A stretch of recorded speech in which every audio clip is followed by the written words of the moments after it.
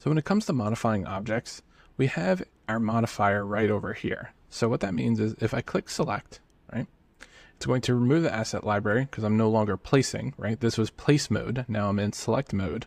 It's going to let me click on people. And you'll notice only the gray circles appear under the cars, not the people. So I need to switch back over to people mode, right? That's my gray circle. So let me go over here and get a better view of him. When you select an object, you're going to get a move gizmo right down here. I can click and drag to have free transform or move directly on an axis. So if you want them to only go front or back or side to side, that's what this guy is going to do. It's going to give you full control over which axes they go to. You even have these little squares here, which will move in two axes, right? So now I'm moving him side to side and up and down. And here is front and back, up and down as well. So you've got a couple different options. Generally, I do just use the free transform. But again, I have to point this stuff out because it might be useful for you. When you are moving your character, pay attention right here. The coordinates of them are actually moving as well. So if you don't want to use this gizmo, you could actually just type in a number here.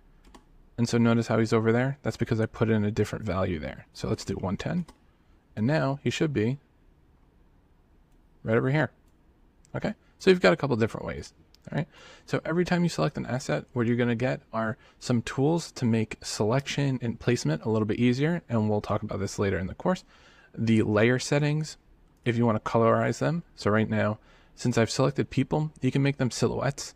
Let me show you on cars, and what that will do is if I click this, I can actually change the color of the car. So different assets will have different features, okay? Like here I can change the license plate or toggle the driver on and off, or even turn the car lights on, right? So you've got a couple different things that are going on here. So we were talking about just placing and moving, but you can also rotate and scale. So watch this. If I go over here and I click rotate, now my gizmo has changed, right? I've got three different coordinates to rotate, three different axes to rotate it on. I'm rotating the heading, and pay attention here. This is the same exact thing. So it's up to you if you want to go by the gizmo or if you want to go by the slider. Okay, pitch and our bank, right? And obviously we don't want the car doing this, so we can always hit undo and that will reset all that. And you can also just double click in here and reset it that way. Okay, so that's your rotate mode. And the last one is your scale mode.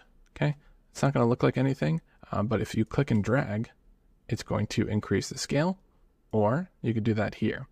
So you see how I went from like 1 to 50 in no time? Basically, that's because of the increments. So let's say that's like way too extreme. If I hold down shift and then I start scrolling, see how much smoother that is? So that's a little tip for you, because sometimes I notice this is a little too sensitive. So that's where shift is going to come into play. Okay, so we've talked about moving, rotating, and scaling. Now, right over here, I placed, 10 of these guys. So let's actually delete them. So how would I do that? Why can't I select them? Think about that for a second. It's because I'm in the wrong mode. Okay, I got to switch back to people, and now I'm able to select and delete, right? So I've selected him. I can go right over here to delete, and I can click right here or click the little dot right there. We've got a couple different ways. So I actually have a bunch of these copies in the scene. So check this out.